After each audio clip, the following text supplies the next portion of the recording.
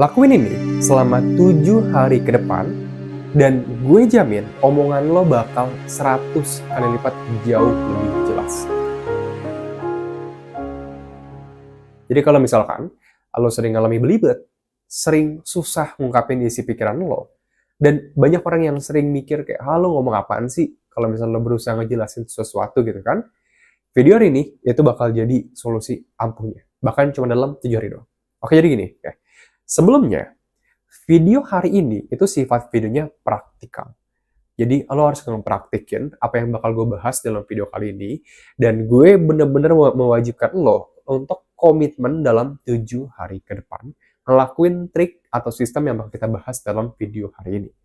Sebelum gue masuk ke dalam sistemnya, gue bakal ngejelasin terlebih dahulu mengenai apa sih itu belibet dan kenapa lo sering belibet. Oke, karena kita harus clear dulu nih. Belibet adalah kondisi pikiran, bukan kondisi omongan. Dan itu merupakan sebuah kebiasaan, bukan bawaan dari lahir. Banyak orang yang kalau belibet, itu sering datang ke gue, karena by the way gue udah ngebantu 1.100 orang dari seluruh Indonesia buat lancar berkomunikasi. So gue sedikit paham lah ya tentang masalah belibet ini. Karena ada banyak banget masalah belibet yang udah gue hadapin.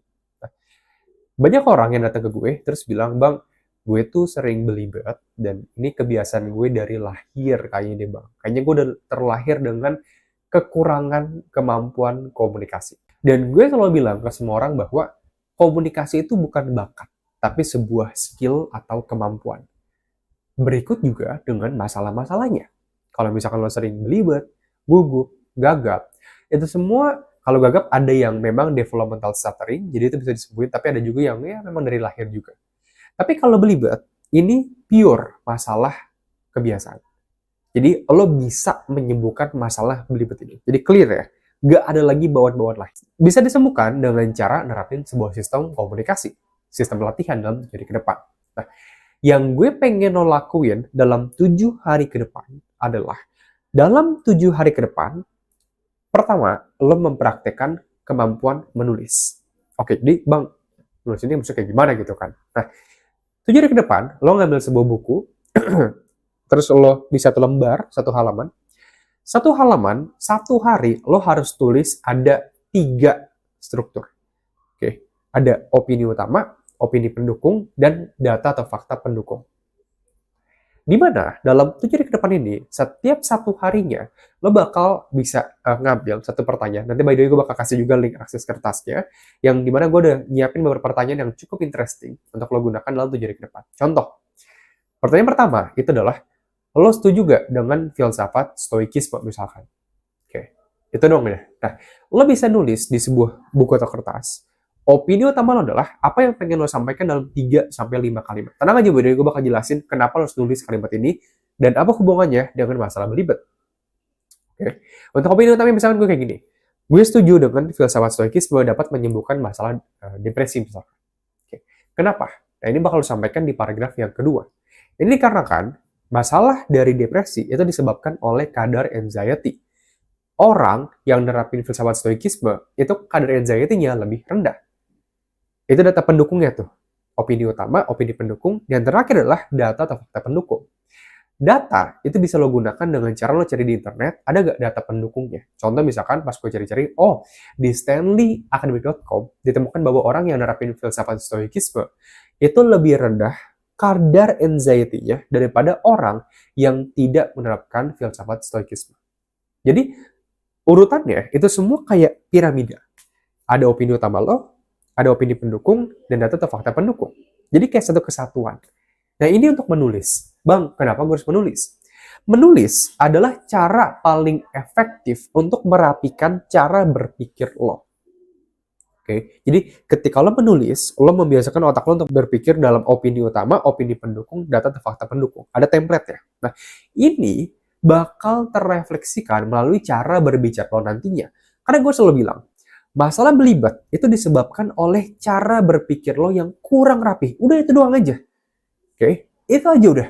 Karena berpikir lo nggak rapi, omongan lo nggak rapi. Kalau berpikir lo rapi, omongan lo bakal rapi. Itu cara berpikirnya. Tapi dalam kemampuan verbal itu akan berbeda nih dengan kemampuan tulis. Ya, dalam kemampuan verbalnya. Kalau 7 hari ke depan, menulis itu lo udah tulis nih, 1 hari 1 topik. Yang kedua adalah lo taruh handphone di meja gitu kan, dan lo ngomong depan handphone lo, kamera lo, tentang presentasiin aja apa yang lo tulisin. Tapi nggak boleh nyontek. Jadi abis lo tulis, oke udah selesai, taruh handphone lo sekarang yang kedua. Oke, halo semuanya, gue setuju sih dengan filsafat stoikisme dapat menyebabkan masalah depresi. Masalah belibet ini menurutku pribadi, nah jadi masuk ke opini pendukungnya misalkan gitu kan. Masalah depresi. Jadi gitu, intinya lu cuma mengulangi hal yang sama tanpa perlu nyontek dari halaman lo. Bang, gue lupa bang. Oke, matiin kameranya, baca ulang materinya, ngomongin depan kamera. Tapi harus strukturnya opini utama, pendukung, data atau fakta pendukung. Udah itu aja. Nah, ini bakal membiasakan otak lo setelah dia nulis. Oke, pas lo ngomong depan kamera, percaya sama gue, lo bakal langsung ada poin-poinnya. Oke, opini utama dulu, opini pendukung, data atau fakta pendukung berikutnya. Nah, ini kebiasaan ini dalam 7 hari ke depan, itu bakal bikin omongan lo jauh lebih terstruktur dan lebih gak belibet. Yang dimana bakal lebih memperjelas pesan yang lo sampaikan. Kalau misalkan lo pengen serius lancar berkomunikasi tanpa rasa gugup, gagap belibet, bahkan bisa ngasihin skill komunikasi yang jauh lebih rumit lagi, kayak berretorika, berargumen, nerapin komunikasi persuasif yang bikin orang bisa percaya dengan apa yang lo bicarakan, nerapin karisma yang bakal bikin lo bisa jadi magnet manusia, dan masih banyak banget lain ya. Lo bisa join aja program gue, dimana gue udah ngebantu 1.100 orang lebih dari seluruh Indonesia lancar berkomunikasi cuma dalam 30 hari doang. Dan jika dalam 30 hari ini lo ngambil perubahan apapun, uang lo juga bakal di-refund 100%. Jadi kalau misalnya lo tertarik pengen join program ya, lo bisa cek aja linknya di pin komentar di bawah.